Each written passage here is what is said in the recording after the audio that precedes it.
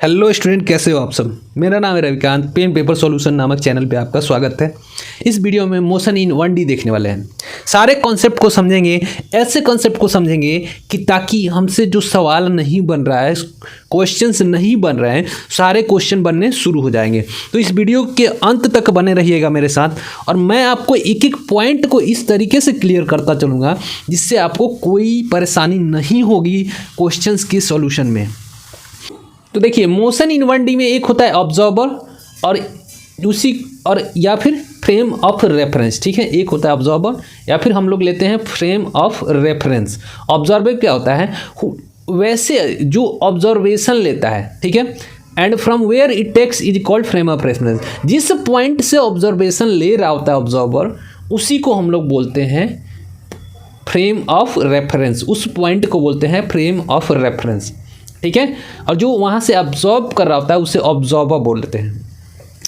Suppose that कि एक train चल रही है और मैं पुल के नीचे से खड़े होकर देख रहा हूँ कि ट्रेन कितनी स्पीड से चल रही है, तो मैं ट्रेन के रिस्पेक्ट में ऑब्जर्वर हो गया और मैंने बोला कि ट्रेन 50 किलोमीटर पर आवर की स्पीड से चल रही है। तो यहाँ पर मैं ऑब्जर्व कर रहा हूँ और जिस पॉइंट पे खड़े होकर ऑब्जर्व कर रहा हूँ वो हो जाएगा फ्रेम ऑफ रेफरेंस। क्लियर है, वहाँ से हम ऑब्जर्व कर रहे हैं कि ट्रेन कितनी स्पीड से चल रही है। अगर मैं ट्रेन के अंदर से ऑब्जर्व करूँ कि ट्रेन कितनी स्पीड से चल रही है, तो मेरे रिस्पेक्ट में ट्रेन 0 स्पीड से चल रही है और कोई डिस्प्लेसमेंट नहीं हो रहा है, तो मैं ऑब्जर्वर हो गया और मेरे रिस्पेक्ट में ट्रेन नहीं चल रही है। अगर मैं वही ग्राउंड पे जाके ऑब्जर्व करूं और वहाँ से पॉइंट ऑफ रेफरेंस लेके ट्रेन के स्पीड को मेज़र करूं, तो वो हमें कुछ ना कुछ स्पीड दिखाई देगा। क्लियर है, तो फ्रेम ऑफ रेफरेंस और ऑब्जर्वर हो आपका क्लियर हो गया होगा। ठीक है, अब देखो, ऑब्जर्वर हमेशा रेस्ट में माना जाता है। ठीक है, ऑब्जर्वर हमेशा रेस्ट में माना जाता है। इस धरती पे कोई ऐसा चीज़ नहीं है जो एब्सोल्यूट रेस्ट में हो और या फिर एब्सोल्यूट मोशन में हो। मैं इस पॉइंट को क्लियर करना चाहता हूँ कि मेरे रेस्पेक्ट में कोई भी मोशन हो रहा है, ठीक है, इस धरती पे कुछ भी हो रहा है तो एक दूसरे के रेस्पेक्ट में हो रहा है। मोशन एक दूसरे के रेस्पेक्ट में हो रहा है। मेरे रेस्पेक्ट में हो सकता है कोई ऑब्जेक्ट रेस्ट में हो, आपके रेस्पेक्ट में कोई भी ऑब्जेक्ट मूविंग हो सकता है। तो इसीलिए इस धरती पे कोई भी ऑब्जेक्ट ऐसा नहीं है जो एब्सोल्यूट रेस्ट में हो या फिर एब्सोल्यूट मोशन में हो। क्लियर है, अब देखते हैं डिस्टेंस और डिस्प्लेसमेंट। तो डिस्टेंस क्या होता है, टोटल पाथ लेंथ, जितनी पाथ लेंथ हमने चला, पैदल चला, वो टोटल पाथ लेंथ डिस्टेंस हो जाएगा। डिस्प्लेसमेंट जो होगा शॉर्टेस्ट पाथ होगा। ठीक है, सबसे छोटी रास्ता, स्ट्रेट लाइन रास्ता जो होगा वो डिस्प्लेसमेंट हो जाएगा। टेढ़ा मेरा रास्ता, कहीं हमने गया तो टेढ़ा मेरा रास्ते से गया तो वो क्या हो जाएगा, अपना डिस्टेंस हो जाएगा। ठीक है, डिस्टेंस ही ओरिजिनल डिस्टेंस होता है। ये डिस्प्लेसमेंट तो दिखावा है, ये स्केलर होता है। ठीक है, इसमें डायरेक्शन नहीं होता है, डिस्टेंस में डायरेक्शन नहीं होगा, जबकि डिस्प्लेसमेंट में डायरेक्शन होता है। ये वेक्टर क्वांटिटी होता है, ये डिक्रीज नहीं हो सकता है। आज तक जितने भी आप चल रहे हो, जितने भी डिस्टेंस आपने तय कर रखा है, वो कभी नेगेटिव नहीं हो सकता है, डिक्रीज नहीं हो सकता है। लेकिन ये डिक्रीज कर सकता है टाइम के साथ। ऑलवेज पॉजिटिव होगा, डिस्टेंस हमेशा पॉजिटिव होगा। ये नेगेटिव भी हो सकता है, पॉजिटिव भी हो सकता है, डिपेंड करता है। ठीक है, क्योंकि ये वेक्टर है तो ये डायरेक्शन पे डिपेंड करता है। डिपेंड्स ऑन पाथ टेकन, जितने भी पाथ आप लिए हैं, जिस रास्ते से चले हैं, वो डिस्टेंस हो जाएगा। ये पाथ पे डिपेंड नहीं करता। शॉर्टेस्ट डिस्टेंस को हम लोग बोलते हैं क्या, डिस्प्लेसमेंट। सपोज दैट मैं यहाँ खड़ा हूँ इस पॉइंट पे और इस पॉइंट पे आना है, तो यहाँ से मैं सीधे ऐसे आ जाऊँ तो ये हो जाएगा अपना डिस्प्लेसमेंट, और ये डिस्टेंस भी हो सकता है। ठीक है, अगर मैं चाहूँ कि यहाँ से मैं इस तरीके से घूम के जाऊँ तो ये अपना ये डिस्टेंस जो होगा वो ये डिस्टेंस हो जाएगा, डिस्प्लेसमेंट नहीं होगा। डिस्प्लेसमेंट शॉर्टेस्ट पाथ होता है दो पॉइंट के बीच, इनिशियल और फाइनल के बीच। क्लियर है, अब देखिए, ये दोनों जो हैं उनका लेंथ डायमेंशन होता है, यूनिट और डायमेंशन दोनों का सेम होगा, और ये लेंथ है दोनों। क्लियर है, इसका डायरेक्शन इनिशियल से फाइनल के तरफ होता है, डिस्प्लेसमेंट का डायरेक्शन इनिशियल से फाइनल की तरफ होता है। सपोज दैट कि ये मेरा इनिशियल पॉइंट है, ये फाइनल पॉइंट है, तो ये मैं डायरेक्शन को मान लूँ, कोई भी डायरेक्शन मान लूँ, ये एक्स डायरेक्शन है, ठीक है। तो हमारा डायरेक्शन इनिशियल से इस तरफ है, तो एक्स डायरेक्शन में हमने इधर फाइनल अपना डेस्टिनेशन तय किया है। क्लियर है। ये हमेशा स्ट्रेट लाइन होगा, कभी टेढ़ा मेरा रास्ता नहीं होगा। If we know initial and final position the distance can't be calculate. अगर इनिशियल और फाइनल पोजीशन हमें पता होगा तो हम डिस्टेंस नहीं काउंट कर सकते हैं, लेकिन डिस्प्लेसमेंट काउंट कर सकते हैं। फाइनल पोजीशन है, ये इनिशियल है, इनिशियल में x1 y1 और z1 में, कोई ऑब्जेक्ट जो है x1 में है, y1 में है और z1 में है, ठीक है। अब फाइनल उसका हो गया x2 y2 और z2, ये x है, ये y है और ये z है। इनिशियल वे में x1 y1 z1 पे है, फाइनल में x2 y2 z2 पे पहुंच चुका है ये। तो डिस्प्लेसमेंट जो होगा यहाँ पर, डिस्प्लेसमेंट अगर निकालना होगा तो x2 माइनस x1 का whole square plus y2 minus y1 का whole square plus z2 minus z1 का होल स्क्वायर करेंगे और इसको रूट अंडर कर देंगे, तो डिस्प्लेसमेंट हमें वहाँ पे मिल रहा होगा। कोऑर्डिनेट ज्योमेट्री का ये सीन है। जब इनिशियल दिया हो, फाइनल दिया हो, तो ये फॉर्मूला लगा के आप डिस्प्लेसमेंट निकाल सकते हैं। देखिए डिस्टेंस कभी भी डिस्प्लेसमेंट से कम नहीं होगा, डिस्टेंस या तो बराबर होगा या फिर डिस्प्लेसमेंट से अधिक होगा। अब देखिए सर्कुलर पाथ पे डिस्टेंस और डिस्प्लेसमेंट क्या होगा, तो डिस्प्लेसमेंट होगा, एक सर्कल बनाए और मैंने बोला कि इस पॉइंट से, मैंने सर्कल पे इस पॉइंट से यहाँ तक चला, ये वाला हमने डिस्टेंस तय किया, ठीक है। अब ये अपना सर्कल है और ये इसका सेंटर है और ये इसका रेडियस है, और यहाँ से जब मैं यहाँ तक चला तो ये वाला डिस्टेंस जो हो गया, ये यहाँ तक का ये एंगल कितना बनाया, थीटा, ठीक है। ये एक सर्कुलर पाथ है। मैंने बोला कि मैं इस पॉइंट से इस पॉइंट तक चला, सपोज दैट ए से मैं बी तक चला, तो ये वाला डिस्टेंस अपना हो जाएगा डिस्टेंस। और डिस्प्लेसमेंट निकालना हो तो 2, ये r लिखेंगे, इसका डिस्टेंस 2r साइन, और ये जो थीटा है ना, इसके बट्टे में 2 करके लिख देंगे, तो ये हमें डिस्प्लेसमेंट मिल रहा होगा, ठीक है। डिस्प्लेसमेंट कौन सा हो जाएगा, ये वाला, ये डिस्टेंस अपना डिस्प्लेसमेंट हो जाएगा। ये शॉर्टेस्ट पाथ है ना, यहाँ से यहाँ तक का शॉर्टेस्ट पाथ है, तो इसीलिए ये डिस्प्लेसमेंट होगा।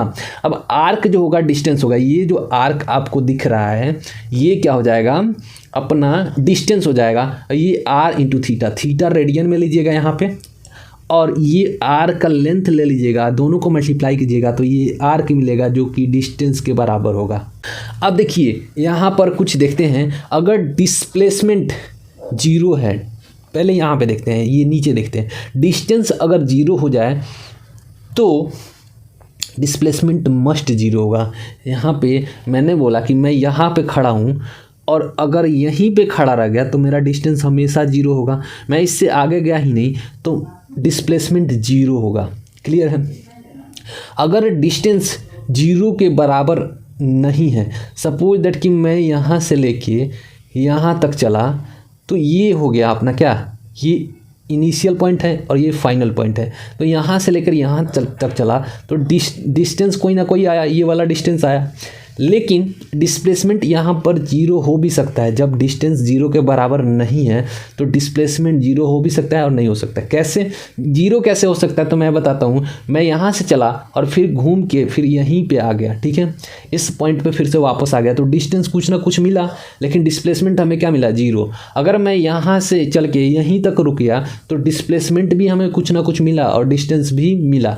तो यहाँ पर डिस्टेंस अगर 0 के बराबर नहीं है तो डिस्प्लेसमेंट में भी 0 और मे नॉट भी 0। क्लियर है। अब देखिए अगर डिस्प्लेसमेंट 0 हो जाए, ठीक है, डिस्प्लेसमेंट 0 हो जाए तो डिस्टेंस 0 हो भी सकता है और नहीं हो सकता है। इस एग्जांपल से आप समझ सकते हैं। अगर डिस्प्लेसमेंट 0 के बराबर नहीं है, मतलब डिस्प्लेसमेंट कुछ ना कुछ है, 1 है, 2 है, 3 है, ठीक है, तो डिस्टेंस कभी भी 0 नहीं हो सकता है। डिस्प्लेसमेंट अगर 0 के बराबर नहीं है तो किसी भी कंडीशन में डिस्टेंस 0 नहीं हो सकता। अब देखते हैं एवरेज स्पीड क्या होता है। एवरेज स्पीड होता है टोटल डिस्टेंस बटे टोटल टाइम। जितना डिस्टेंस हमने ट्रैवल किया उसको हम लोग टोटल टाइम से डिवाइड कर दिया तो वो हमें मिल रहा होता है स्पीड। ये स्केलर है, ये डिस्टेंस से हम लोग नापते हैं, ठीक है। देखिए टाइम इंटरवल अगर सेम है तो वैसे तो जो हम लोग का डिस्टेंस होगा, ठीक है, एवरेज होगा, जो एवरेज स्पीड होगा उसको निकालने का तरीका होता है v1 t1 plus v2 t2 बट्टे t1 प्लस t2। वेलोसिटी दिया हुआ है, पहला वेलोसिटी फिर दूसरा वेलोसिटी, और ये टाइम इंटरवल अगर हम सेम कर दें, जो t1 लगा है वो t2 लगा है, T2 T के बराबर लगा है, तो ये एवरेज स्पीड हम लोग को जाएगा v1 प्लस v2 बटे 2 के बराबर आ जाएगा। समझ आया? मैंने बताया कि कोई अपना गाड़ी है, ठीक है, वो चल रहा है टाइम इंटरवल सेम में, मतलब यहाँ से यहाँ तक आया, ये डिस्टेंस तय किया, फिर यहाँ से 1 किलोमीटर इधर गया, 1 किलोमीटर, ये 1 किलोमीटर यहाँ से यहाँ आया, फिर 1 किलोमीटर यहाँ से आया है, और दोनों में टाइम इंटरवल क्या है, सेम है। और ये 50 किलोमीटर, ये 50 किलोमीटर पर आवर से, और ये भी 50 किलोमीटर पर आवर से। तो अगर हमें एवरेज स्पीड निकालना है तो दोनों को ऐड करके 2 से डिवाइड कर देंगे। दोनों का टाइम इंटरवल सेम है, ठीक है, तो इस कंडीशन में v1 बट्टे v2 बट्टे 2 करेंगे तो हमारा निकल के आ जाएगा। अब देखिए डिस्टेंस इंटरवल सेम हो, मतलब कि यहाँ पे टाइम डिफरेंट हो सकता है लेकिन डिस्टेंस इंटरवल सेम होनी चाहिए। इस कंडीशन में हम क्या करेंगे, तो अगर स्पीड एवरेज स्पीड निकालना है तो जो डिस्टेंस पहला डिस्टेंस प्लस दूसरा डिस्टेंस, जितना डिस्टेंस पहला बार में तय किया है फिर दूसरे बार में जितना डिस्टेंस तय किया है, डिवाइडेड बाई जो डिस्टेंस पहला डिस्टेंस है बट्टे पहला वेलोसिटी मतलब स्पीड, और प्लस दूसरा डिस्टेंस बटे दूसरा स्पीड करेंगे। जब हम लोग x1 बराबर x2 करेंगे तो डिस्टेंस इंटरवल सेम हो जाएगा। ये वाला डिस्टेंस, दोनों डिस्टेंस बराबर हो जाएगा तो डिस्टेंस इंटरवल सेम हो जाएगा, और उस कंडीशन में एवरेज जो स्पीड आएगा वो 2v1 बट्टे प्लस v2 बट्टे v1 प्लस v2। अब ये इसको डायमेंशनली आप करेक्ट कर सकते हो, डायमेंशनली याद कर सकते हो। देखो 2v1 v2 है और यहाँ पे v1 v2 है, तो एक ही भी आना चाहिए यहाँ पे एस एवरेज में, एवरेज स्पीड में एक ही भी आना चाहिए। तो देखो v1 प्लस v2 भी ही होगा, दोनों का डायमेंशन सेम है, डायमेंशनली ऐड करेंगे तो डायमेंशनल फार्मूला से, और ये भी से ये भी कट जाएगा, आएगा आंसर अपना क्या 2v, मतलब वेलोसिटी के बराबर आएगा, स्पीड जो होगा वेलोसिटी के बराबर होगा। ठीक है, क्लियर है? तो डायमेंशनली आप चेक कर सकते हैं। यहाँ पर देखिए, यहाँ पर भी सेम कंडीशन है, v1 प्लस v2 ये अपना ऐड होगा तो डायमेंशनली स्पीड का डायमेंशन जो होगा वो मीटर पर सेकंड नहीं आएगा, यानी कि v के बराबर ही होगा। क्लियर है? स्पीड क्या है, तो स्पीड स्केलर है, ठीक है, स्पीड स्केलर होगा और इसका यूनिट मीटर पर सेकंड होगा, इसके पास केवल मैग्नीट्यूड होगा। इंस्टेंटेनियस निकालना है, इंस्टेंटेनियस स्पीड मतलब 1 सेकंड 5वें सेकंड में कितना चल रहा है, 6ठे सेकंड में कितना चल रहा है। एक छोटी सी टाइम में अगर हमें स्पीड निकालना है तो उस छोटी सी टाइम में कितना डिस्टेंस चला और कितना टाइम लगा उसको डिवाइड कर देंगे। ये स्मॉलेस्ट होगा, छोटा सा चेंज को हम लोग निकालते हैं इंस्टेंटेनियस स्पीड को, तो उसमें dx बटे dt करते हैं। एवरेज निकालना है, फिर s एवरेज निकालना है स्पीड, तो s इंटू dt का इंटीग्रेशन और डिवाइडेड बाई dt का इंटीग्रेशन करेंगे, मतलब कि यहाँ पर dt को लेके इधर s होगा, ठीक है, स्पीड होगा तो dt को इधर मल्टीप्लाई कर देंगे और dx कर देंगे, ठीक है, तो हमें एवरेज स्पीड मिल रहा होगा। ठीक है, फॉर यूनिफॉर्म मोशन, अगर यूनिफॉर्म मोशन है तो एवरेज स्पीड किसके इक्वल आएगा, इंस्टेंटेनियस के स्पीड के बराबर आएगा। कब, जब मोशन यूनिफॉर्म हो रहा होगा, विदाउट चेंजिंग डायरेक्शन, एक ही डायरेक्शन में मोशन हो रहा होगा, तो एवरेज स्पीड इंस्टेंटेनियस स्पीड के बराबर होगा। ठीक है, अब देखते हैं वेलोसिटी। तो वेलोसिटी किस पे डिपेंड करता है, अपना डिस्प्लेसमेंट पर। ठीक है, वेलोसिटी हमेशा अपने डिस्प्लेसमेंट पर डिपेंड कर रहा होता है, कितने फास्ट और किस डायरेक्शन में चल रहे हैं उसी को वेलोसिटी बोलते हैं। इसमें डायरेक्शन होगा और डायरेक्शन ऑफ मोशन जो होगा, जिस तरफ मोशन होगा उस तरफ ही डायरेक्शन होगा। इंस्टेंटेनियस वेलोसिटी देखा जाए तो dx बटे dt करेंगे तो हमें इंस्टेंटेनियस होगा। और इसमें देखिए, इसमें ऊपर तीर लगा हुआ है, ठीक है, मतलब ये शो कर रहा है कि ये वेक्टर है। ठीक है, और एवरेज निकालना होगा तो सेम उसी को फॉलो करेंगे, स्पीड वाला, और v dt बटे dt और इनका इंटीग्रेट कर देंगे तो हमें क्या मिल जाएगा, velocity. Rate of change in position को हम लोग वेलोसिटी बोलते हैं, ठीक है। पोजीशन किस रेट से चेंज हो रहा है। Slope of position time graph क्या होता है, वेलोसिटी। अब स्लोप क्या होता है, कोई अपना ग्राफ है तो इस तरीके से ये अपना क्या हो गया, स्लोप हो गया। तो स्लोप जो होता है पोजीशन टाइम ग्राफ का, यानी कि ये एक्स है और ये टी है, तो इसका जो स्लोप है ये वो क्या हो जाएगा अपना वेलोसिटी। इंस्टेंटेनियस स्पीड को हम लोग डायरेक्शन से मल्टीप्लाई कर देंगे। कौन सा स्पीड, इंस्टेंटेनियस स्पीड को जब डायरेक्शन से मल्टीप्लाई कर देंगे तो हमें मिल जाएगा क्या, velocity. How fast and where, इसको हम लोग डिनोट कैसे करते हैं, हाउ फास्ट कितने फास्ट है, कोई भी गाड़ी चल रहा है कितने फास्ट चल रहा है और कितनी कहाँ डायरेक्शन है। ईस्ट के तरफ 5 किलोमीटर पर आवर के स्पीड से चल रहा है ईस्ट की तरफ, तो वो हो जाएगा अपना वेलोसिटी, यानी कि 5 kilometre per hour east velocity है। अब देखिए सर्कुलर पाथ जो है तो वहाँ पर जो होगा वो स्पीड काउंट होगा, v sin θ/2 कर देंगे यहाँ पे और θ/2 से डिवाइड करेंगे तो ये अपना निकल के आएगा क्या, v एवरेज। देखिए जो एवरेज स्पीड होगा वो हमेशा कम होगा या बराबर होगा एवरेज वेलोसिटी के, ठीक है। एवरेज स्पीड हमेशा ज़्यादा होगा या फिर बराबर होगा एवरेज वेलोसिटी के, क्यों, क्योंकि डिस्टेंस ज़्यादा होता है, ठीक है। तो डिस्टेंस हमेशा ज़्यादा होता है तो एवरेज स्पीड भी हमेशा ज़्यादा होगा या बराबर होगा एवरेज वेलोसिटी के। ये दोनों बराबर कब होंगे, जब कोई भी ऑब्जेक्ट स्ट्रेट लाइन में चल रहा होगा तो वो एवरेज स्पीड और उसका एवरेज वेलोसिटी सेम होगा, ठीक है। इंस्टेंटेनियस स्पीड बराबर क्या होगा, इंस्टेंटेनियस वेलोसिटी। जो इंस्टेंटेनियस स्पीड होगा वो हमेशा इक्वल होगा इंस्टेंटेनियस वेलोसिटी के और ये मैग्नीट्यूड में इक्वल होगा। यहाँ पर देखिए ये भी मैग्नीट्यूड लगा हुआ है, मतलब इसका मैग्नीट्यूड दोनों का इक्वल होगा। अब देखिए यूनिफॉर्म मोशन क्या होता है, body moving with constant rate. कोई भी बॉडी अगर कांस्टेंट स्पीड से मूव कर रहा है तो क्या हो रहा है, वहाँ पे यूनिफॉर्म मोशन हो रहा है। डायरेक्शन जो होगा फिक्स होगा, डायरेक्शन चेंज नहीं होनी चाहिए। अगर मैं बोलूँ कि सर्कुलर पाथ पे चल रहा है कोई भी ऑब्जेक्ट तो क्या वो यूनिफॉर्म मोशन है, तो आप बोलेंगे नहीं, क्योंकि वहाँ पे डायरेक्शन चेंज हो रहा है हमेशा। एक्सेलरेशन उस समय 0 होनी चाहिए, यूनिफॉर्म मोशन में एक्सेलरेशन 0 होनी चाहिए।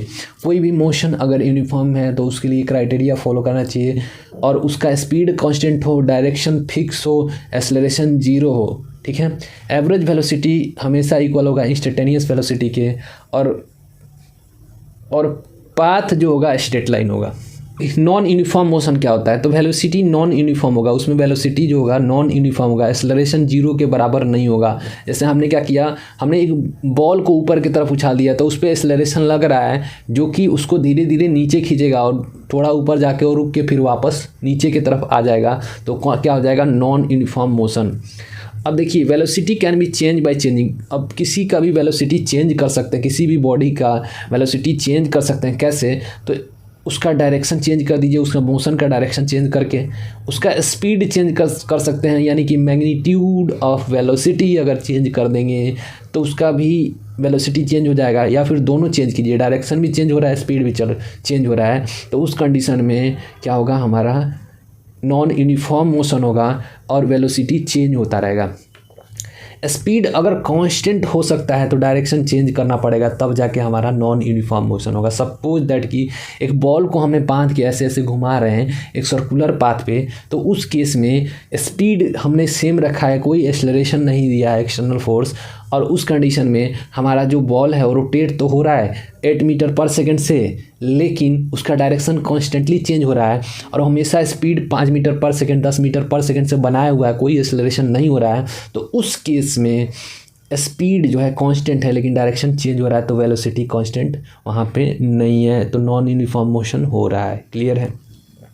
अगर वेलोसिटी यूनिफॉर्म है तो स्पीड भी यूनिफॉर्म होगा। अगर वेलोसिटी यूनिफॉर्म है 5 मीटर पर सेकंड के स्पीड से हम चल रहे हैं नॉर्थ डायरेक्शन में और कोई एक्सेलरेशन नहीं दे रहे हैं, तो वहाँ पर हमारा स्पीड भी यूनिफॉर्म होगा। अगर वेलोसिटी वेरिएबल है तो स्पीड वेरिएबल हो भी सकता है और नहीं भी वेरिएबल हो सकता है। किस केस में, तो स्पीड वेलोसिटी वेरिएबल है, सर्कुलर पाथ पे हम घूम रहे हैं तो उसमें हमारा डायरेक्शन चेंज हो रहा है तो वेलोसिटी चेंज हो रहा है।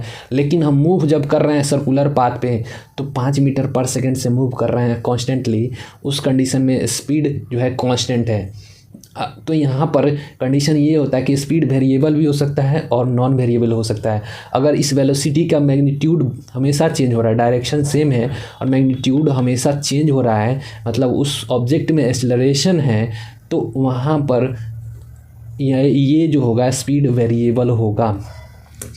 अगर स्पीड जो है यूनिफॉर्म है, स्पीड यूनिफॉर्म है, तो वेलोसिटी यूनिफॉर्म हो सकता है और नहीं भी हो सकता है। स्पीड यूनिफॉर्म है और एक स्ट्रेट लाइन में चल रहे हैं हम लोग 10 किलोमीटर प्रति घंटे से 10 किलोमीटर प्रति आवर हम लोग चल रहे हैं एक स्ट्रेट लाइन में, तो वहाँ पर वेलोसिटी क्या होगा, यूनिफॉर्म होगा। अगर मैं 10 किलोमीटर पर आवर से सर्कुलर पाथ पे मूव कर रहा हूँ तो उस कंडीशन में वेलोसिटी यूनिफॉर्म नहीं होगा, ठीक है। इफ़ स्पीड वेरिएबल, कभी स्पीड वेरिएबल हो गया तो वेलोसिटी अवश्य वेरिएबल होगा। ये मस्ट है कि वेलोसिटी वेरिएबल होगा जब स्पीड वेरिएबल होगा। इसको थोड़ा सा डिस्प्लेसमेंट और डिस्टेंस वाला कॉन्सेप्ट से याद कर सकते हो। एवरेज स्पीड 0 हो सकता है तो एवरेज वेलोसिटी अवश्य 0 होगा। डिस्टेंस 0 होगा तो डिस्प्लेसमेंट मस्ट 0 होगा। वैसे ही एवरेज स्पीड 0 होगा तो एवरेज वेलोसिटी मस्ट 0 होगा। अब देखते हैं एक्सेलरेशन क्या होता है। तो acceleration cause change in velocity को चेंज करता है, उसको बोलते हैं एक्सेलरेशन, ठीक है। ध्यान से सुनिएगा, अगर कोई भी फोर्स है जो कि चेंज कर रहा है वेलोसिटी को, उसको बोलते हैं एक्सेलरेशन, ठीक है। और ये मोशन के अपोजिट लग रहा है एक्सेलरेशन, तो उसको बोलते हैं रिटार्डेशन। मैं 5 किलोमीटर पर आवर से इस डायरेक्शन में चल रहा हूँ और एक्सेलरेशन जो है इस डायरेक्शन में लग रहा है, तो वो क्या हो जाएगा अपना रिटार्डेशन। अब देखिए रिटार्डेशन पॉजिटिव हो सकता है, नेगेटिव हो सकता है, ठीक है, या फिर 0 भी हो सकता है। इंक्रीजेज और डिक्रीजेज इन वेलोसिटी पर सेकेंड, या तो वेलोसिटी डिक्रीज हो रहा है या फिर इंक्रीज हो रहा है पर सेकेंड, उसी को एक्सेलरेशन बोलते हैं। Vector direction along change in velocity, ये एक्सेलरेशन वेक्टर क्वांटिटी होता है और इसका डायरेक्शन किधर होगा, जिस तरफ वेलोसिटी चेंज हो रहा होगा। तो इसका डायरेक्शन अगर अपोजिट है, किसके, एक्सेलरेशन का डायरेक्शन अपोजिट है मोशन के, तो रिटार्डेशन होगा, ऑब्जेक्ट धीरे धीरे रुकेगा। अगर मोशन के डायरेक्शन में है, अगर वेक्टर की अगर इसका डायरेक्शन एक्सेलरेशन का मोशन की तरफ है तो वो उसके स्पीड को बढ़ा देगा। क्लियर है। अब देखिए इंस्टेंटेनियस एक्सेलरेशन निकालना है तो dv/dt कर देंगे। सबसे छोटा चेंज इन वेलोसिटी कितने टाइम में, वो छोटी सी चेंज वेलोसिटी की हुई है, वो छोटी सी वेलोसिटी का चेंज कितने टाइम में हुए है, उसी को हम लोग इंस्टेंटेनियस एक्सेलरेशन बोलते हैं। और इसको निकालने के लिए वेलोसिटी को मल्टीप्लाई कर देंगे dv/dx से तो भी निकल जाएगा, या फिर डबल डिफ्रेंशिएशन करके x का विद रेस्पेक्ट टू टाइम। जब ऐसा होता है तो ये d² x/dt का स्क्वायर, तो यहाँ पे जब स्क्वायर लगेगा तो ये शो कर रहा है कि हमने इसको डबल डिफ्रेंशिएट किया है टाइम के रेस्पेक्ट में। क्लियर है। तो इस तरीके से हम लोग इंस्टेंटेनियस एक्सेलरेशन निकाल सकते हैं। ये बहुत ही हमारे लिए इम्पोर्टेंट है, इससे डायरेक्ट हमारे क्वेश्चन सॉल्व होंगे। अब देखिए dv/dt का मैग्नीट्यूड जो होगा एक्सेलरेशन के मैग्नीट्यूड के बराबर होगा, तो इसको हम लोग क्या बोलेंगे, मैग्नीट्यूड ऑफ एक्सेलरेशन। अब ये मैं क्यों लिखवाया यहाँ पे पता चल जाएगा। अब देखिए वेलोसिटी के मैग्नीट्यूड के को हम लोग dt के साथ डिवाइड कर रहे हैं, तो उस केस में rate of change in speed मिल रहा है। क्लियर है। यहाँ पर एक्सेलरेशन के मैग्नीट्यूड शो हो रहा है, मैंने सारे में मोड लगा रखा है, dv/dt के सारे में मोड लगा रखा है, तो ये शो कर रहा है कि एक्सेलरेशन का मैग्नीट्यूड चेंज हो रहा है। लेकिन केवल भी में लगाया हुआ है, मतलब वेलोसिटी का मैग्नीट्यूड क्या होता है, स्पीड। तो वेलोसिटी का मैग्नीट्यूड स्पीड होता है, तो जब हमने ये लगाया तो वेलोसिटी का मैग्नीट्यूड मिल रहा है, और उस कंडीशन में हमें क्या हो रहा है, rate in change in speed मिल रहा है। क्लियर है। अब देखिए अगर वेलोसिटी इस तरफ है और एक्सेलरेशन इस तरफ है, तो यहाँ पर थीटा दोनों के बीच क्या है, थीटा क्या है 180 डिग्री पे है, ठीक है। थीटा क्या है 180 डिग्री है। तो इस कंडीशन में क्या हो रहा है, यहाँ पर a.u जब करेंगे हम लोग तो नेगेटिव आएगा, क्योंकि रिटार्डेशन होगा। तो ये जब a और u का हम लोग स्पीड और एक्सेलरेशन का डॉट प्रोडक्ट करेंगे तो ये नेगेटिव आएगा। क्लियर है। लेकिन जब यूनिफॉर्म मोशन हो रहा है जिस डायरेक्शन में वेलोसिटी है उसी डायरेक्शन में एक्सेलरेशन है, तो उस कंडीशन में थीटा 0 डिग्री हो गया। जब ए डॉट यू करेंगे तो ये हमारा जो प्रोडक्ट आएगा वो पॉजिटिव आएगा। स्पीड हमें बढ़ाना है, स्पीड इस केस में क्या होगा, बढ़ेगा, लेकिन इस केस में रिटार्डेशन होगा, स्पीड घट रहा होगा क्योंकि जो एक्सेलरेशन है वो अपोजिट डायरेक्शन में है। और ये टेंजेंशियल एक्सेलरेशन का एग्जांपल है। इसका एग्जांपल क्या है, टेंजेंशियल एक्सेलरेशन। यहाँ पर देखिए स्पीड बढ़ रहा है तो टेंजेंशियल एक्सेलरेशन में स्पीड बढ़ भी सकता है, ये टेंजेंशियल एक्सेलरेशन में हम देख सकते हैं। यहाँ पर देखिए अगर स्पीड इस तरफ है और एक्सेलरेशन इधर लग रहा है 90 डिग्री के केस में, तो ए डॉट भी जो होगा एक्सेलरेशन और वेलोसिटी का प्रोडक्ट 0 हो जाएगा। ये हमने वेक्टर चैप्टर में देख रखा है कि डॉट प्रोडक्ट जब 90 डिग्री एंगल पे होता है तो 0 हो जाता है। और यहाँ पर केवल डायरेक्शन में चेंज होगा, वेलोसिटी में कोई चेंज नहीं होगा। ठीक है, 90 डिग्री पे है तो केवल इसके डायरेक्शन को चेंज करता रहेगा। नॉर्मल सेंट्रीपिटल एक्सेलरेशन, जो सेंट्रीपिटल एक्सेलरेशन होता है उसका नॉर्मल। यूनिफॉर्म और कांस्टेंट नॉन जीरो एक्सेलरेशन। ठीक है, अब देखिए कब यूनिफॉर्म एक्सेलरेशन होगा या फिर कांस्टेंट एक्सेलरेशन होगा। कांस्टेंट नॉन जीरो एक्सेलरेशन होगा, जीरो नहीं होगा। मैं यहाँ पे बताने का जो कोशिश कर रहा हूँ थोड़ा ध्यान से सुनना। यूनिफॉर्म एक्सेलरेशन हो रहा है मतलब 5 मीटर पर सेकेंड स्क्वायर से एक्सेलरेशन हो रहा है तो कांस्टेंट हो रहा है। जैसे ग्रेविटी का एक्सेलरेशन वो 9.8 मीटर पर सेकेंड से होता है तो वो 30-40 किलोमीटर ऊपर तक जाएंगे हम लोग, तो उस कंडीशन में वो कांस्टेंट होता है। 64 किलोमीटर के बाद वेरी करना शुरू करता है। ठीक है, तो मिनिमम 30 नहीं 15-20 किलोमीटर हम लोग लेके चलते हैं तो उस कंडीशन में क्या होगा, zero constant non zero acceleration होता है। तो उसका इक्वेशन क्या आएगा, कैसे पता चलेगा कि इस इक्वेशन से कि हमारा जो एक्सेलरेशन है वो कांस्टेंट है। तो देखिए पोजीशन जब डायरेक्टली प्रोपोर्शनल होगा टी स्क्वायर के, टाइम के स्क्वायर से पोजीशन जब होगा डायरेक्टली प्रोपोर्शनल होगा, उस कंडीशन में यूनिफॉर्म एक्सेलरेशन होगा, यानी कि कांस्टेंट एक्सेलरेशन हो रहा होगा। अगर हमारा वेलोसिटी है वो डायरेक्टली प्रोपोर्शनल है टी के, तो उस कंडीशन में कांस्टेंट नॉन जीरो एक्सेलरेशन होगा। वेलोसिटी डायरेक्टली प्रोपोर्शनल है रूट अंडर एक्स के, पोजीशन के रूट अंडर में है, तो ये हमारा जो एक्सेलरेशन है वो कांस्टेंट होगा। ठीक है, तो ये 3 कंडीशन याद रखिएगा। जब भी ये 3 कंडीशन होगा तो ये कांस्टेंट एक्सेलरेशन हमें मिल रहा होगा। और ये डायरेक्ट पूछा हुआ क्वेश्चन है कि which of the following equation have constant acceleration, constant non zero acceleration. तो ये आप ढूंढेंगे और ये टिक करेंगे। If acceleration zero then velocity must be non zero.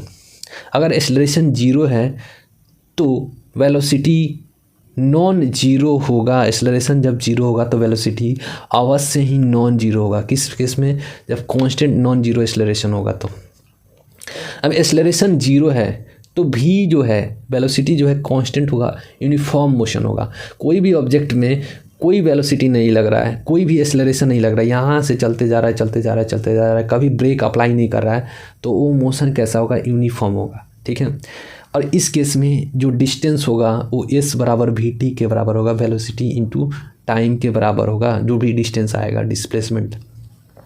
देखिए एक्सेलरेशन जो होगा नॉन जीरो होगा और कांस्टेंट होगा तो इक्वेशन ऑफ मोशन एप्लीकेबल होगा। जितने भी मोशन के इक्वेशन हैं, ठीक है, s बराबर u t plus half a t square v square equal to u square.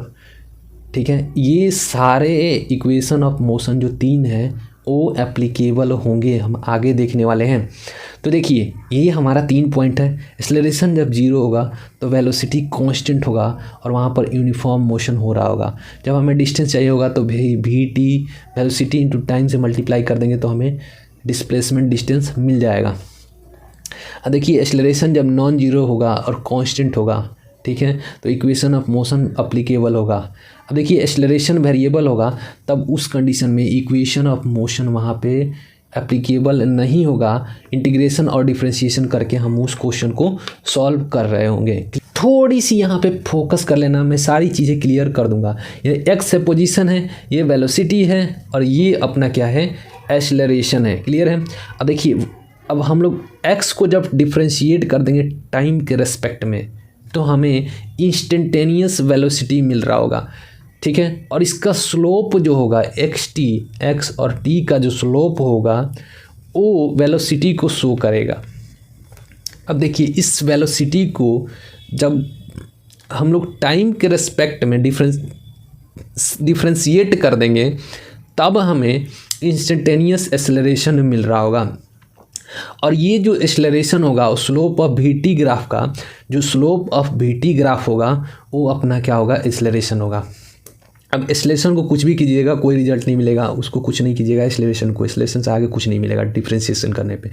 अब एक्सेलरेशन से हमें आना है वेलोसिटी पे, तो हम क्या करेंगे, जब हमें वेलोसिटी निकालना है, एक्सेलरेशन दिया हुआ है वेलोसिटी निकालना है, तो क्या करेंगे, एक्सेलरेशन को हम लोग टाइम के साथ मल्टीप्लाई करके इंटीग्रेट कर देंगे, ए इंटू एक्सेलरेशन इंटू छोटे से टाइम डी टी। तो जब हम लोग इंटीग्रेट करेंगे तो वो हमारा छोटा सा चेंज इन वेलोसिटी मिल जाएगा। और ये क्या होगा, area of acceleration time graph होगा। अगर हमें चेंज इन वेलोसिटी चाहिए तो एरिया ऑफ एक्सेलरेशन टाइम को हम लोग चेंज इन वेलोसिटी बोलते हैं। ठीक है, तो एग्ज़ाम में अगर दिया हुआ एक्सेलरेशन दिया हुआ है, हमें एक्सेलरेशन का इक्वेशन दिया हुआ है और हमें पूछ रहा है वेलोसिटी, तो हम क्या करेंगे, ए इंटू डी टी करेंगे और उसको इंटीग्रेट करेंगे तो चेंज इन वेलोसिटी हमें मिल जाएगा। और उसका एरिया अगर ग्राफ दिया हुआ है एक्सेलरेशन वेलोसिटी का, एक्सेलरेशन टाइम का ग्राफ दिया हुआ है, तो उसमें हम लोग एरिया निकाल लेंगे जब एक्सेलरेशन टाइम का, तो उस कंडीशन में हमें क्या मिलेगा, चेंज इन वेलोसिटी।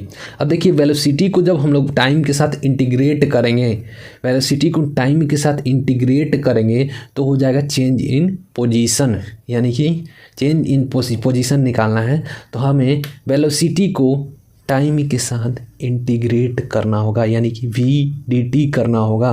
अब एरिया ऑफ वी और डी टी जो होगा चेंज इन पोजीशन हमें मिल रहा होगा। ये इक्वेशन हमारे लिए बहुत इंपॉर्टेंट है। देखिए अगेन मैं रिपीट कर रहा हूँ, एक्स से भी जाना है तो टाइम के साथ एक्स को टाइम के साथ डिफ्रेंशिएट करेंगे तो इंस्टेंटेनियस वेलोसिटी मिलेगा। फिर वेलोसिटी को हम लोग टाइम के साथ डिफ्रेंशिएट करेंगे तो एक्सेलरेशन मिलेगा, वो भी इंस्टेंटेनियस। लेकिन एक्सेलरेशन को जब हम लोग टाइम के साथ इंटीग्रेट करेंगे तो चेंज इन वेलोसिटी मिलेगा। वेलोसिटी को जब हम लोग टाइम के साथ इंटीग्रेट करेंगे तो हमें चेंज इन पोजीशन मिलेगा। ठीक है, स्लोप ऑफ एक्स टी जो होगा, एक्स और टाइम के साथ जो स्लोप बनेगा वो वेलोसिटी का होगा स्लोप। ठीक है, slope of v t graph जो होगा वो एक्सेलरेशन को शो करेगा। ठीक है, area of a t graph हमें क्या शो करेगा, चेंज इन वेलोसिटी को। और area of v t graph क्या शो करेगा, चेंज इन पोजीशन को। क्लियर है, ये जो पॉइंट है आपको बहुत मदद करने वाला है किसमें, क्वेश्चन सॉल्व करने में। जब आप क्वेश्चन सॉल्व कर रहे होंगे तो ये पॉइंट, कुछ पॉइंट मैं लिखवाया हूँ, लिख के लाया हूँ, जो पॉइंट बहुत आपको सॉल्व करेगा, क्वेश्चन सॉल्व करने में बहुत मदद करेगा। 1D में अगर यू टर्न लिया जाए तो उस समय रुकना पड़ता है, जब यू टर्न लेना है तो उस समय रुकना पड़ता है, वहाँ पर वेलोसिटी हम लोग 0 लेंगे। ठीक है, और डिस्टेंस डिस्प्लेसमेंट के बराबर नहीं होगा। ठीक है, सपोज दैट कि मैं यहाँ से यहाँ जा रहा हूँ और हमें फिर से वापस इधर आना है। ठीक है, ये 1D है, ऐसा नहीं है कि मैं इधर से आ जाऊँगा तो ये तो 2D हो जाएगा ना मोशन। तो यहाँ से अगर इसी लाइन पे वापस आना है तो मैं यहाँ पे आके रुकूंगा, फिर रिटर्न होऊंगा, तो यहाँ पर मेरा वेलोसिटी 0 हो जाएगा। सपोज दैट कि हमने एक बॉल को फेंका ऊपर की तरफ 10 मीटर पर सेकंड से, तो 10 मीटर पर सेकंड से जब फेंका तो पीक पॉइंट पे जाके ऊपर जाके वो जो बॉल है वो रुक जाएगा और फिर वापस नीचे की तरफ आएगा। तो जब हम लोग यू टर्न लेते हैं तो यू टर्न में रुकना पड़ता है 1D में। ठीक है, डिस्टेंस डिस्प्लेसमेंट के बराबर नहीं होगा। अगर मूविंग फ्रेम से अगर कोई भी मूविंग फ्रेम है उससे हम लोग किसी भी ऑब्जेक्ट को ड्रॉप करते हैं या फिर रिलीज़ करते हैं तो वो ऑब्जेक्ट मूविंग फ्रेम का वेलोसिटी ले लेता है, उसका एक्सेलरेशन से कोई वास्ता नहीं होता है। ठीक है, वेलोसिटी शेयर हो जाता है उस केस में। मोशन विथ कांस्टेंट एक्सेलरेशन, जब एक्सेलरेशन कांस्टेंट होगा 4 मीटर पर सेकेंड 5 मीटर पर सेकेंड से हमारा ऑब्जेक्ट चल रहा है और उस कंडीशन में हमारा जो 9.8 मीटर पर सेकेंड स्क्वायर से एक्सेलरेशन लग रहा है तो कांस्टेंट एक्सेलरेशन हमेशा लग रहा है। उस कंडीशन में जो हम लोग इक्वेशन ऑफ मोशन यूज करेंगे वो वेलोसिटी फाइंड करने के लिए u + at लगाएंगे, एक्सेलरेशन इंटू टाइम, या फिर v² = u² + 2as लगाएंगे। या फिर डिस्टेंस निकालना हो या डिस्प्लेसमेंट, ये डिस्प्लेसमेंट है तो डिस्प्लेसमेंट निकालना हो तो x final minus x initial कर लेंगे, या फिर you t plus half a t square करेंगे। ठीक है, कितना टाइम लगा है, कितना एक्सेलरेशन है, ठीक है, यहाँ पर टाइम वही रखेंगे, इनिशियल ये इनिशियल वेलोसिटी है तो इसको मल्टीप्लाई करके हम इजीली निकाल सकते हैं। ये हम 9th-10th में पढ़ चुके हैं। तो ये अगर वेलोसिटी एवरेज निकालना है तो final velocity plus initial velocity को 2 से मल्टीप्लाई कर देंगे तो हमें एवरेज वेलोसिटी मिल जाएगा। अगर हमें एवरेज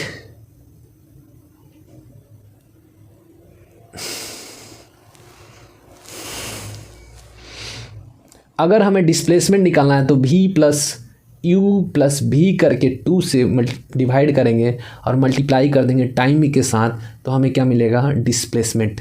nth सेकंड में कितना डिस्प्लेसमेंट हुआ है अगर पूछेगा कि कोई ऑब्जेक्ट 5 मीटर पर सेकंड के स्पीड से वेलोसिटी से चल रहा है और उसमें कांस्टेंट एक्सेलरेशन लग रहा है तो बताओ 6ठा सेकंड पे कितना डिस्प्लेसमेंट हुआ होगा। तो उसको इस फॉर्मूला से निकाल सकते हैं, u प्लस हाफ 2n-1। अब किस सेकंड पे पूछ रहा है वो n का वैल्यू यहाँ पे रखेंगे और -1 करेंगे तो हमें nth सेकंड पे कितना डिस्प्लेसमेंट हो रहा है वो मिल जाएगा।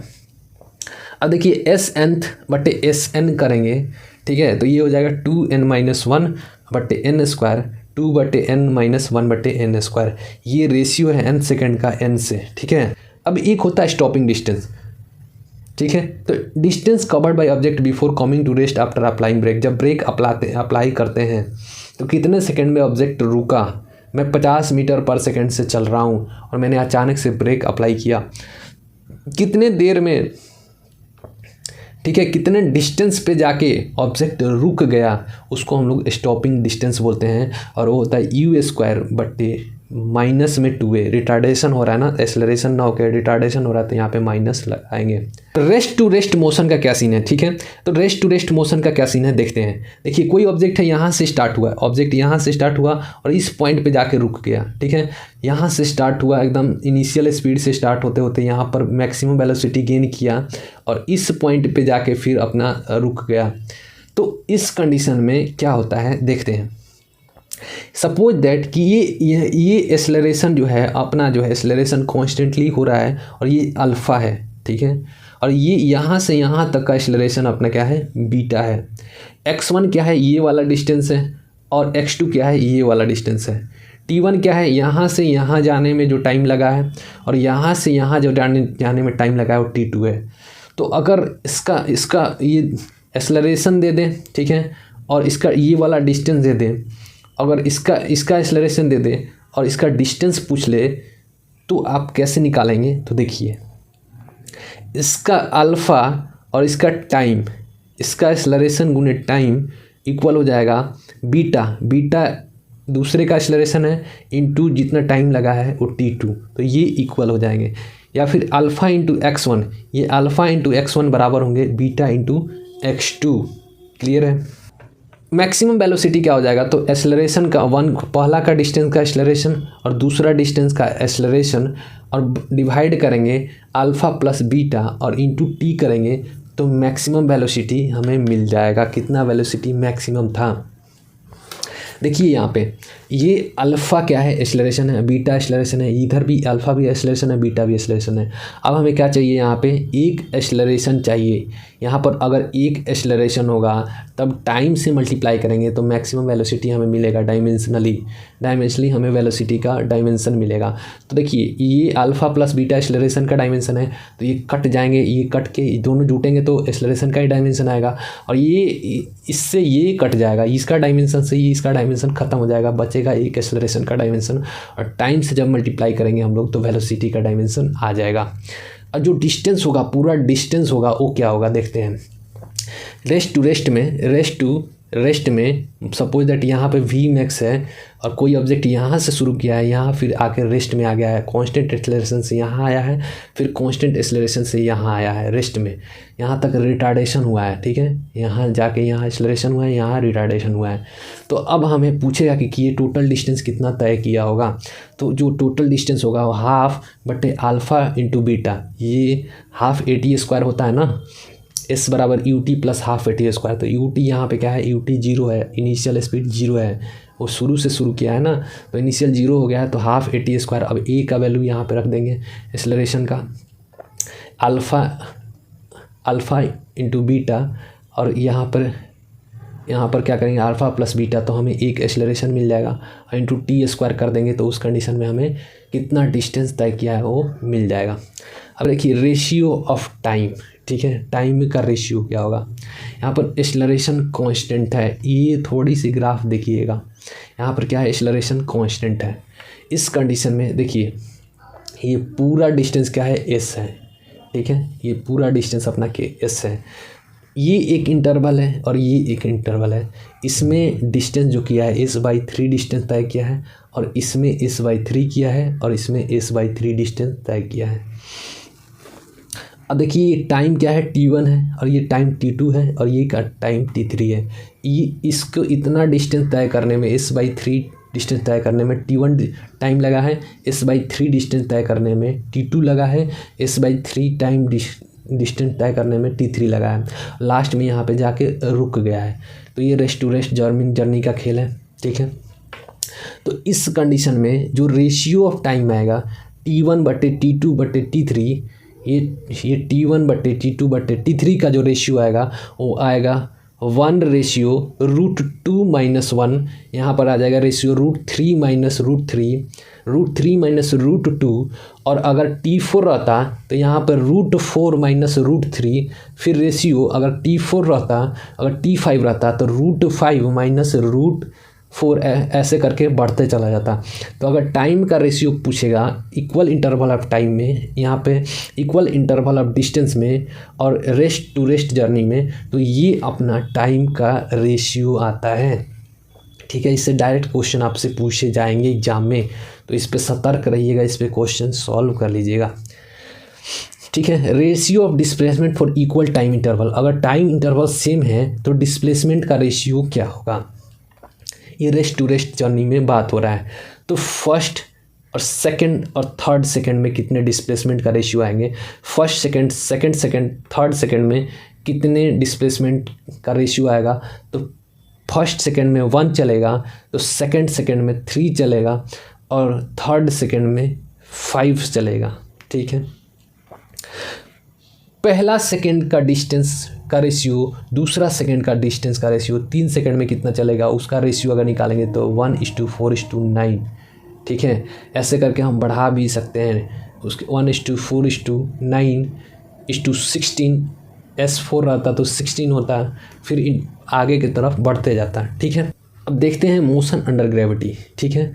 अब मोशन अंडर ग्रेविटी में सबसे पहला काम क्या करेंगे, पहला काम किसी भी हाइट से कोई ऑब्जेक्ट गिरा रहे हैं, ठीक है, तो यहाँ पर जब गिरा रहे हैं, यहाँ पे छोड़ रहे हैं, तो U यहाँ पे क्या है 0 है। अब ये यहाँ से यहाँ तक आके यहाँ पे गिरेगा, ठीक है। जब हमने यहाँ से यहाँ छोड़ा तो ये ऑब्जेक्ट, ये मान लीजिए यहाँ ये हाफ डिस्टेंस है और ये हाफ डिस्टेंस है, तो जब यहाँ से यहाँ आते समय हाफ डिस्टेंस का जो टाइम लगेगा वो टोटल टाइम के √2 के बराबर होगा, ठीक है। जितने भी टाइम हाफ डिस्टेंस में लेगा वो टोटल टाइम यहाँ तक गिरने में उसके T/√2 के बराबर होगा। अब क्वेश्चन डायरेक्ट आपसे पूछे जाएंगे कि कोई ऑब्जेक्ट है जो कि 10 मीटर हाइट से गिराया गया, और बताइए कि 5 मीटर पे जब था उसको 5 मीटर पहुँचने में कितना टाइम लगा होगा। तो आप जितना टाइम 10 मीटर ट्रैवल करने में दिया होगा उससे डिवाइड कर देंगे √2 से, तो ये हाफ पे आपका समय निकल जाएगा। अगेन ये फिर हाफ से कितना गिरा होगा, हाफ से कितना टाइम लगा होगा गिरने में, तो total time minus total time बट्टे √2 कर लेंगे, ठीक है। Total time minus total time बट्टे √2 कर लेंगे, तो ये हाफ डिस्टेंस का हमें टाइम निकल के आ जाएगा।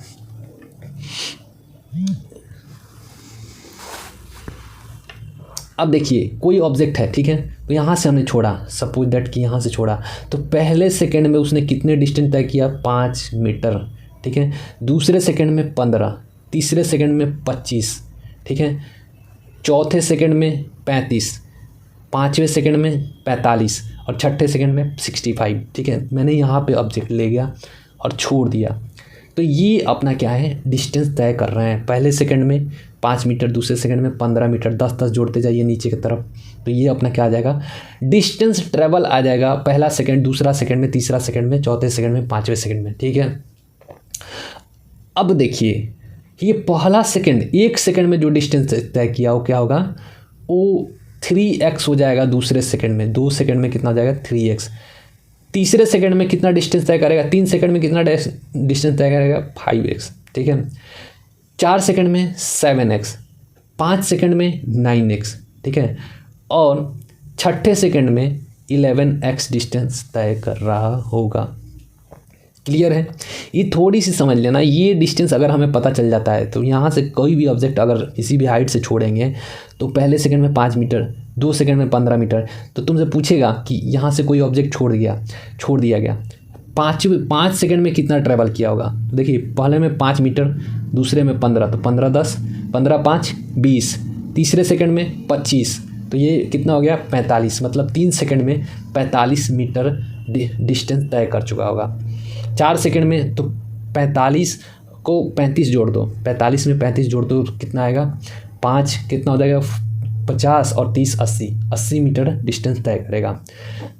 चौथे सेकंड में, पाँचवें सेकंड में, ऐसे करके आप जोड़ के निकाल सकते हो, ठीक है। तो फर्स्ट में, सेकंड में, थर्ड में क्या आ जाएगा, रेशियो वही वाला आ जाएगा। और फर्स्ट में सेकंड, 1 सेकंड में, 2 सेकंड में कितना डिस्टेंस, 3 सेकंड में कितना डिस्टेंस क्या करेगा, तो x 4x और 9x। x क्या है, ये पहले सेकंड का डिस्टेंस है, ठीक है, x पहले सेकंड का डिस्टेंस है, और रेशियो 4x आएगा और रेशियो 9x आ जाएगा। Just like rest to rest motion वाला कॉन्सेप्ट यहाँ पे लग रहा है। नोट पॉइंट में देखिए, टाइम ऑफ फ्लाइट क्या होगा, किसी भी ऑब्जेक्ट को हमने फेंका है नीचे से तो ऊपर की तरफ, तो वो उसका टाइम ऑफ फ्लाइट हो जाएगा 2h/g, ठीक है। और वेलोसिटी एट ग्राउंड, ठीक है, वेलोसिटी एट ग्राउंड, जब ग्राउंड पे आके गिरेगा तो उसका वेलोसिटी क्या हो जाएगा, √2h हो जाएगा। अब इसका ग्राफ देख लेते हैं। तो v बराबर क्या है, gt, तो इसका ग्राफ कैसा बनेगा, स्ट्रेट लाइन। वेलोसिटी और टाइम का जब ग्राफ बनाएंगे तो ये क्या बनेगा, स्ट्रेट लाइन। देखिए एक्सेलरेशन और टाइम ग्राफ का जब हम लोग एक्सेलरेशन टाइम ग्राफ का जब हम लोग बनाएंगे ग्रेविटी का, तो हो जाएगा एक्सेलरेशन क्या है, यहाँ पे कांस्टेंट है, टाइम के साथ एक्सेलरेशन नहीं बढ़ेगा, एक्सेलरेशन कांस्टेंट है। लेकिन डिस्टेंस और टाइम का जो ग्राफ होगा वो कुछ इस तरीके से होगा, पैराबोला, ठीक है। यहाँ पर देखिए वेलोसिटी और हाइट का जो ग्राफ होगा अपना, वो v बराबर √2gh होता है, ठीक है। ये इक्वेशन हमें क्लियर है। तो v डायरेक्टली प्रोपोर्शनल होगा √h के, तो ये पैराबोला बनेगा जो नीचे की तरफ होगा, डाउनवर्ड की तरफ। क्लियर है? अब देखिए motion under gravity from ground to ground concept. अब ग्राउंड टू ग्राउंड कॉन्सेप्ट हम लोग देखते हैं। तो इस सबसे पहला नंबर की ग्राउंड टू ग्राउंड वाला में नॉन यूनिफॉर्म मोशन होगा, ठीक है। एक्सेलरेशन कांस्टेंट होगा, g हमेशा कांस्टेंट रहेगा। मैक्सिमम हाइट पे वेलोसिटी 0 हो जाएगा, जबकि एक्सेलरेशन जो हम लोग नीचे से फेंके हुए हैं एक्सेलरेशन देके, वो एक्सेलरेशन किसके बराबर हो जाएगा, g के बराबर। अब h मैक्स क्या होगा, u²/2g होगा। मैक्सिमम किसी भी ऑब्जेक्ट को हम यहाँ पे खड़े होके ऐसे फेंक दिए तो कितना मैक्सिमम हाइट तय करेगा, ये हो जाएगा। और ये जो h मैक्स होगा वो कितना होगा, तो u²/2g के बराबर होगा। फाइनल क्या होगा, टाइम जो होगा, टाइम ऑफ फ्लाइट कितना लगेगा, ठीक है। टाइम ऑफ फ्लाइट कितना लगेगा, तो 2u/g के बराबर लगेगा। टाइम ऑफ फ्लाइट कितना लगेगा, 2u/g के बराबर लग रहा होगा। अप में जाने के लिए टाइम जितना लगेगा वो होगा u/g, और नीचे आने में जो टाइम लगेगा वो बराबर होगा। यानी कि जितना टाइम ऊपर जाने में लगेगा उतना ही टाइम नीचे आने में लगेगा। दोनों को जोड़ देंगे तो टाइम ऑफ फ्लाइट हमें मिल रहा होगा। Velocity of projection is not equal to the velocity of collision. जितना वेलोसिटी से हम प्रोजेक्ट किए हैं वो इक्वल नहीं होगा किससे, वेलोसिटी ऑफ कोलिजन के। डायरेक्शन अपोजिट हो जाएगा। देखो यहाँ पर जब हम लोग गए इस तरीके से जब हम लोग गए यहाँ पे तो ये डायरेक्शन ऊपर की तरफ था, लेकिन जब लौट रहे हैं तो ये डायरेक्शन नीचे की तरफ हो जा रहा है। तो वेलोसिटी जो होगा वो प्रोजेक्शन के वेलोसिटी के बराबर नहीं होगा, कोलिजन के वेलोसिटी।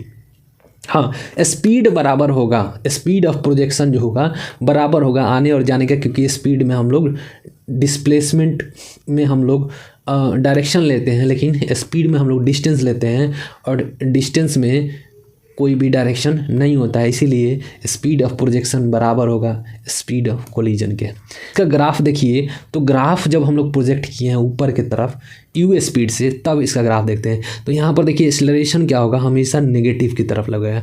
क्यों? क्योंकि जब ऊपर हम लोग प्रोजेक्ट किए हुए हैं तो धीरे धीरे वो डायरेक्शन जो होगा, वो एक्सेलरेशन जो होगा, जो ग्रेविटेशनल एक्सेलरेशन है वो हमारे स्पीड को कम कर रहा है। इसीलिए यहाँ पे ग्राफ जो है वो ग्रेविटेशन जो है जी एक्सेलरेशन ड्यू टू ग्रेविटी वो हम लोग नीचे रख रखे हैं और नेगेटिव में है। ठीक है, देखिए स्पीड और टाइम का जब ग्राफ बनाएंगे किस कंडीशन में, motion under gravity from ground to ground concept में, तो देखिए यहाँ पर हमने कुछ वेलोसिटी दिया, तो वेलोसिटी वो धीरे धीरे क्या हो रहा है, टाइम के रिस्पेक्ट में कम हो रहा है, और ऊपर जाके वो वेलोसिटी इस पॉइंट पे जब ऊपर पहुंचा तो इस टाइम पे ये ऊपर की तरफ है और यहाँ पर वेलोसिटी 0 हो चुका है।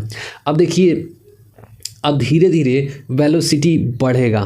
ठीक है, वेलोसिटी जब नीचे की तरफ आना शुरू होगा तो नेगेटिव डायरेक्शन में धीरे धीरे बढ़ना शुरू होगा, ऊपर की तरफ बढ़ेगा, और यहाँ पर क्या होगा, ये स्पीड है, ध्यान रखिएगा। क्यों? इसमें डायरेक्शन नहीं दिया है हम लोग, तो ये डिस्टेंस को लेंगे हम लोग। तो ये देखिए धीरे धीरे डिस्टेंस फिर से बढ़ना शुरू होगा, जितना ये वेलोसिटी होगा उतना ही यहाँ पर फिर बढ़ जाएगा, बढ़ के उतना ही वेलोसिटी से यहाँ पे आके टकराएगा। इस पॉइंट से इसको क्लियर कर देते हैं। स्पीड ऑफ प्रोजेक्शन हमेशा बराबर होगा स्पीड ऑफ कोलिजन के। देखिए यहाँ पर जितना स्पीड हमने दे के भेजा था उतना ही स्पीड से आके कोलाइड किया यहाँ पे। ठीक है, और ये टाइम ऑफ फ्लाइट यहाँ पे टोटल टाइम कितना लगा, 2u/g। क्लियर है। अगर वेलोसिटी का बात करें तो वेलोसिटी हमने दे के भेजा यहाँ से और यहाँ आया। ठीक है, इस पॉइंट पे सबसे हाइट पे जाके वेलोसिटी क्या हो गया, 0 हो गया। सबसे एंड पॉइंट पे वेलोसिटी क्या हुआ, 0 हो गया। अब वेलोसिटी नेगेटिव में होगा, नीचे की तरफ जब आएगा तो वेलोसिटी नेगेटिव में होगा। क्लियर है, तो इसको थोड़ा सा देख लीजिएगा, एक ग्राफ सीधे पूछ लिया जाता है। अगला ग्राफ है डिस्प्लेसमेंट टाइम का। ठीक है, डिस्प्लेसमेंट टाइम का ग्राफ है। तो देखिए डिस्प्लेसमेंट धीरे धीरे इधर वेलोसिटी है तो वेलोसिटी इधर क्या हो रहा है, घट रहा है। यहाँ पर जब हमने नीचे से फेंका है तो वेलोसिटी ऊपर जाते जाते घट रहा है। यहाँ पर टाइम बढ़ रहा है लेकिन वेलोसिटी क्या हो रहा है, घट रहा है। डिस्प्लेसमेंट क्या हो रहा है, बढ़ रहा है टाइम के साथ, लेकिन वेलोसिटी घट रहा है। ऊपर जाके वेलोसिटी 0 हो गया है और फिर से वेलोसिटी बढ़ना शुरू हुआ है टाइम के साथ। ये डिस्प्लेसमेंट टाइम ग्राफ का है। यहाँ पर देखिए, यहाँ पर डिस्प्लेसमेंट जाके मैक्सिमम हुआ है और फिर डिस्प्लेसमेंट धीरे धीरे टाइम के साथ 0 हो गया है। क्लियर है। अब देखिए डिस्टेंस है और टाइम के साथ, तो डिस्टेंस हमेशा बढ़ता है। ठीक है, तो डिस्टेंस यहाँ से यहाँ तक बढ़ा है। ठीक है, फिर यहाँ पे जाके ऊपर की तरफ जाके जहाँ पे भी 0 होगा फिर वहाँ से ऊपर की तरफ बढ़ा है, मतलब कि टाइम के साथ डिस्टेंस हमेशा बढ़ा है। ठीक है, ये आप देख सकते हैं, ये डिस्टेंस है और ये टाइम है, तो हमेशा टाइम के साथ डिस्टेंस बढ़ रहा है। अब अगर हम लोग एयर को फ्रिक्शन मान के चलते हैं, इग्नोर नहीं करते हैं, एयर फ्रिक्शन को इग्नोर नहीं करते हैं, तो उस कंडीशन में कितना ऊपर जाने में टाइम लगा, कितना नीचे आने में, वो निकालेंगे उसका रेशियो, तो इक्वल होगा g-a/g+a रूट अंडर होगा। क्वेश्चन पूछ देगा कि फ्रिक्शन इज नॉट इग्नोर्ड। ठीक है, फ्रिक्शन यहाँ पे इग्नोर नहीं करेगा। क्वेश्चन में फ्रिक्शन इग्नोर करेगा तो अभी तक जितना हम लोग फार्मूलास पढ़ते आए हैं वो इजीली लग जाएगा, लेकिन जब फ्रिक्शन इग्नोर नहीं करेगा तो जितना टाइम ऊपर लगेगा जाने में और जितना टाइम नीचे लगेगा, दोनों का जब रेशियो निकालेंगे तो वो आएगा g-a और g+a का रूट अंडर। क्लियर है। वेलोसिटी ऑफ प्रोजेक्शन जो होगा हमेशा ज़्यादा होगा वेलोसिटी ऑफ कोलिजन से। ठीक है, अगर कोई ऑब्जेक्ट को हमने यहाँ से यहाँ प्रोजेक्ट किया ऊपर की तरफ, तो जो ऊपर जाने वाला टाइम होगा वो कम होगा इन कंपेरिजन टू नीचे आने में। ठीक है, तो टी अप और ये हो जाएगा टी डाउन। ठीक है, तो हमेशा टी डाउन जो होगा नीचे की तरफ जब जो आने का टाइमिंग होगा वो ज़्यादा होगा इन कंपेरिजन टू ऊपर जाने का।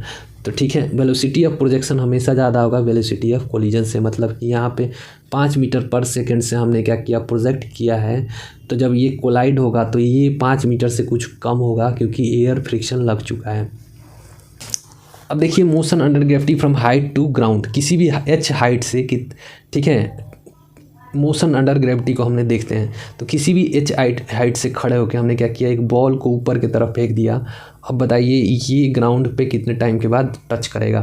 तो जो टाइम होगा वो होगा u/g, कितने वेलोसिटी से हमने फेंका है बटे g और प्लस रूट अंडर u² बटे g² प्लस 2h/g। ठीक है, ये अपना टाइम निकालने का फॉर्मूला हो जाएगा, कितने टाइम के बाद वो जाके धरती पे गिरेगा ग्राउंड पे। ठीक है, इसी हाइट से हमने क्या किया, बॉल को प्रोजेक्ट किया, बताइए कितने टाइम के बाद वो नीचे आके गिरेगा। उसको निकालने के लिए हम लोग ये फॉर्मूला लगा सकते हैं। अगर हम लोग u 0 रखते, u अगर 0 होगा तो मतलब सिंपली यहाँ से हम लोग गिरा रहे होंगे इसको, और जब सिंपली गिरा रहे होंगे तो इसका टाइम ऑफ फ्लाइट आ जाएगा 2h/g।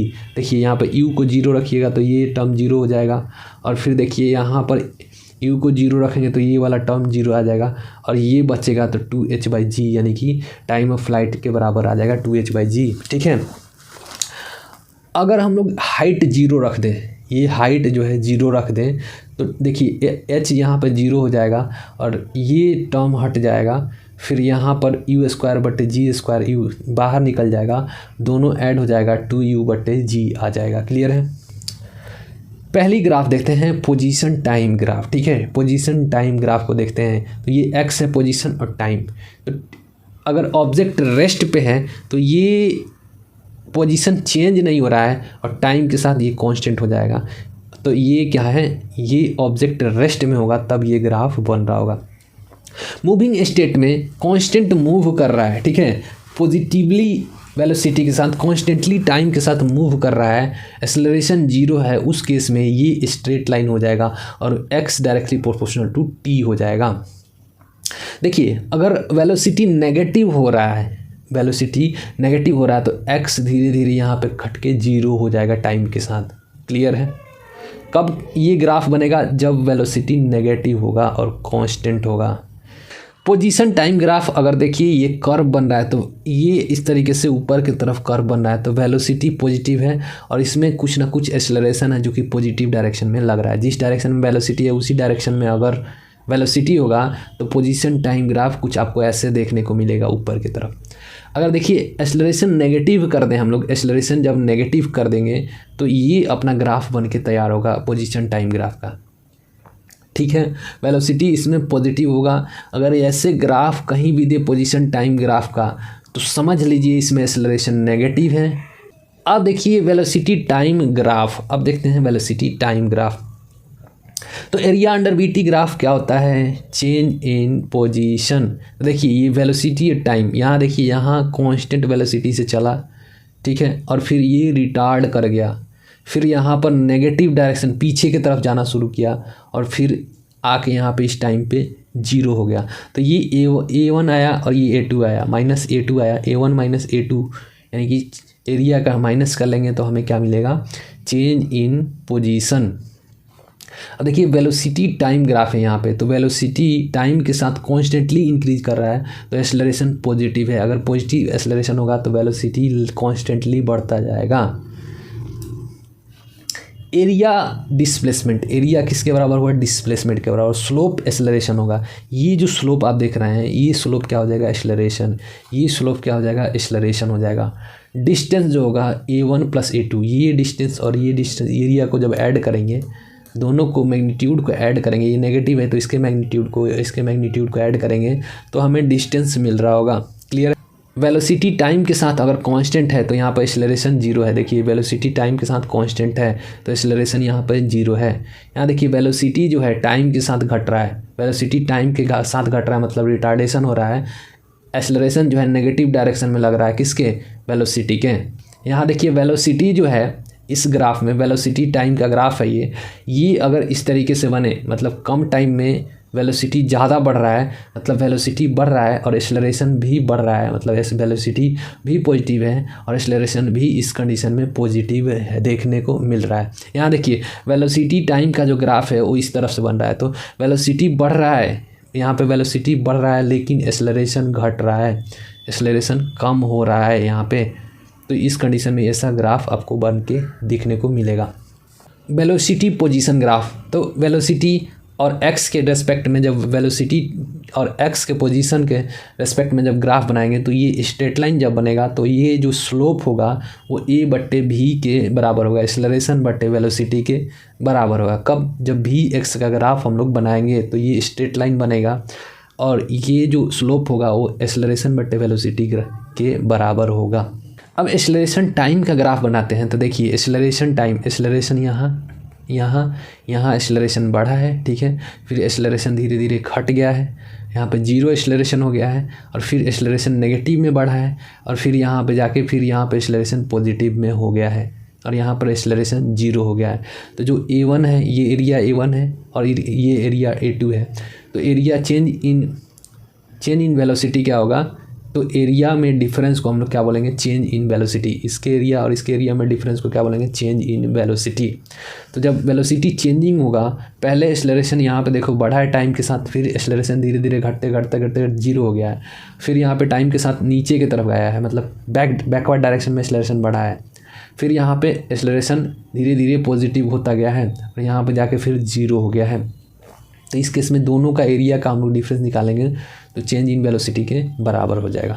Relative motion in 1D, अब देखते हैं रिलेटिव मोशन इन 1D। पहला होता है ऑब्जॉर्बर, जो कि रेस्ट में होता है, पहले ही हमने देख लिया है, एज्यूम करते हैं हम लोग रेस्ट में।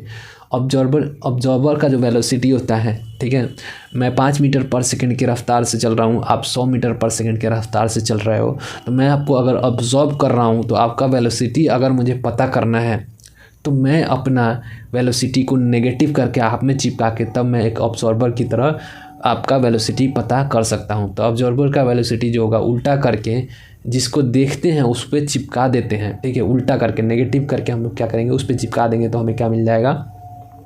जो वेलोसिटी जो ऑब्जॉर्बर है वो वेलोसिटी को पता कर सकता है, ठीक है। सपोज दैट कि आप 10 मीटर के रफ्तार से चल रहे हो मेरे साथ और मैं 15 मीटर के रफ्तार से चल रहा हूँ, तो मुझे पता करना है तो आपका जो वेलोसिटी होगा वो नेगेटिव में आएगा, क्योंकि मेरा 15 है आपका 10 है।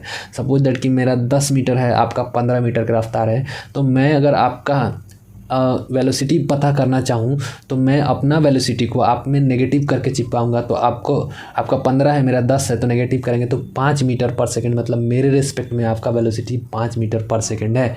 तो वही ये लिखा हुआ है। एक क्वेश्चन में आपसे बहुत पूछे जाएंगे। देखिए ए और बी का जो होगा, अगर पोजीशन निकालना है, ठीक है, तो पोजीशन इसको बोलते हैं एक्स ए बी को position with respect to A, ठीक है, position of A with respect to B. अगर ऐसा लिखा हो तो आप क्या पढ़ेंगे? Position of A with respect to B, और वो हो जाएगा x A position of A minus position of B को जब हम लोग घटाएंगे तो हमें पोजीशन मिल जाएगा विथ रेस्पेक्ट टू बी। देखिए acceleration of A with respect to B क्या होगा?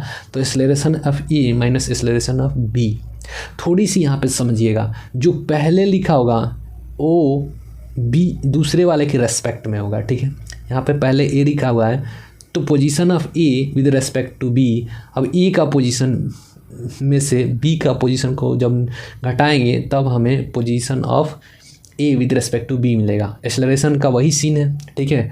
अब acceleration of B with respect to A जब होगा तो इस बी के एक्सेलरेशन को पहले लिखेंगे और माइनस कर लेंगे ए के एक्सेलरेशन को, तो हमें मिल जाएगा क्या? Acceleration of A with respect to B. Clear है? अब देखिए यहाँ पे वेलोसिटी के सीन में भी वही है। Velocity of A with respect to B बराबर होगा negative of velocity of B with respect to ए।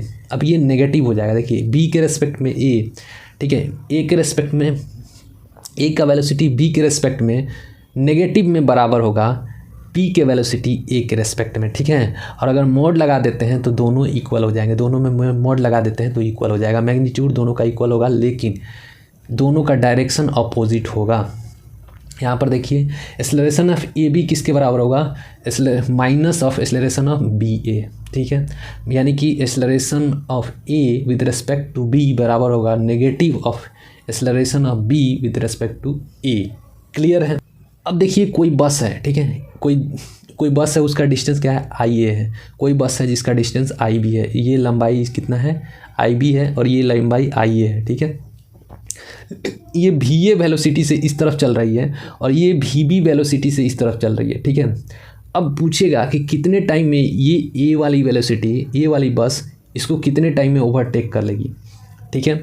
तो इस टाइम को निकालने के लिए देखिए इसका कितना है, इसका डिस्टेंस कितना है, ये कितनी लंबी है, तो आई ए है, और ये आई बी है और ये आई ए है, दोनों के लेंथ को ऐड कर दिए हमने, और वेलोसिटी ऑफ ए का वेलोसिटी ऑफ बी से माइनस कर लिए, तो हमें ओवरटेक करने का टाइमिंग पता चल जाएगा। अगेन मैं रिपीट करता हूँ, इसका डिस्टेंस क्या है, बी है, और इसका डिस्टेंस ए है, ठीक है। इसका लेंथ आई ए है और इसका लेंथ आई बी है, इसका वेलोसिटी भी ए है और इसका वेलोसिटी भी बी है।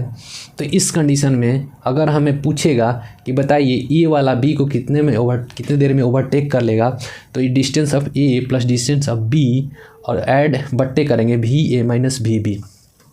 अगर दोनों अपोजिट डायरेक्शन में मूव करेगा तो उस कंडीशन में हम ये फार्मूला का यूज़ करेंगे, आई ए प्लस आई बी बट्टे बी ए प्लस बी बी।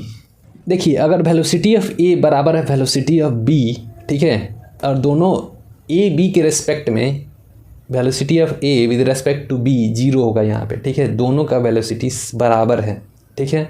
तो इस केस में जो पोजीशन ऑफ ए और बी का जो पोजीशन होगा वो कांस्टेंट होगा, ए का पोजीशन बी के रेस्पेक्ट में कांस्टेंट होगा, कभी वो चेंज नहीं होगा। जो ग्राफ हम लोग का बनेगा वो इस तरह से बनेगा। देखिए यहाँ पे ये वाला हो गया, ये किसका वेलोसिटी है, ए का है और ये बी का है, तो ये दोनों का वेलोसिटी बराबर है, ये कभी एक दूसरे को ये ओवरटेक नहीं कर सकते। सपोज दैट कि 10 मीटर पर सेकंड से आप भी चल रहे हो, 10 मीटर पर सेकंड से मैं भी चल रहा हूँ, तो हम दोनों कभी एक दूसरे को ओवरटेक नहीं कर पाएंगे।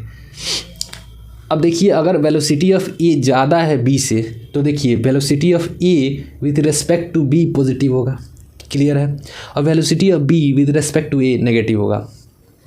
अब देखिए position of A with respect to B decrease होगा और उसके बाद इंक्रीज होगा, डिक्रीज होगा पहले, उसके बाद इंक्रीज होगा। देखिए ग्राफ से समझते हैं, वेलोसिटी ऑफ ए होगा, ठीक है, और ये है वेलोसिटी ऑफ बी।